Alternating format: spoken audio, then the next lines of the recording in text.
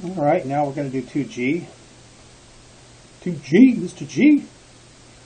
All right, so here we have a forklift, and it's lowering a box. So the forklift is lowering the box, and it's not going at a constant speed. It's dropping the box downward at an accelerated speed. So this is some sort of hot dog forklift operator. We're going to draw a free body diagram showing the forces. So there's force of gravity of the box, right? And then there's a normal force. And the normal force should be less than the force of gravity because the net force is downward, right? There's m times negative 1.5 equals the normal force minus the force of gravity. So look at that. That means that they can't be equal, right? Because there's a difference between them that's equal to something that's negative. And if this is negative, then this must be smaller than the force of gravity to make this negative over here. Does that make sense? Something minus the force of gravity is a negative answer. Then if this were larger than the force of gravity, then we get a positive answer over here. All right, so Blake derives an equation, and so now,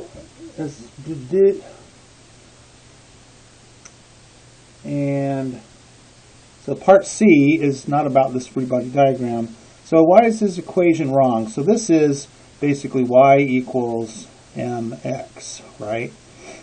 This would be a linear line here. Well, we have acceleration. So y would be equal to v naught t plus 1/2 at squared, right? We would have a j curve if we're accelerating on the position graph. The position graph's got to have a j curve because it's not a linear relationship. All right, so the forklift begins to move forward. I'm on part D with 2 meters per second, and it's lowering the box. Does not slip or tip over. The box that represents the box, the free body diagram.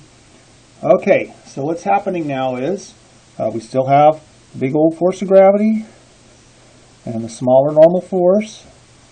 And now we have a force of friction. And which way is the friction pointing? So the friction is keeping the box from sliding, right? And so if there were no friction, the box would slide backwards into the holder of the forklift. So the force of friction must be pointing this way. All right? Oops. All right. Explain in a brief sentence why the force of friction points in that direction. Well, I just talked about that. If there were no friction, the box in the forklift moved this way, the box would slide this way, right? But it's not sliding that way, so there must be friction pushing it that way. And you should be writing paragraphs, practicing for your AP exam or your final exam, whatever, when the box is only being accelerated forward. All right. So basically we're explaining why the acceleration max is less when it's moving in 2 directions at once. Right? So if we're just going this way, we have some sort of acceleration max, which is equal to the difference in the forces. So it's not moving down. So this would just be equal to the force of friction and the engine force, right, pushing it. This would be the pushing force of the forklift.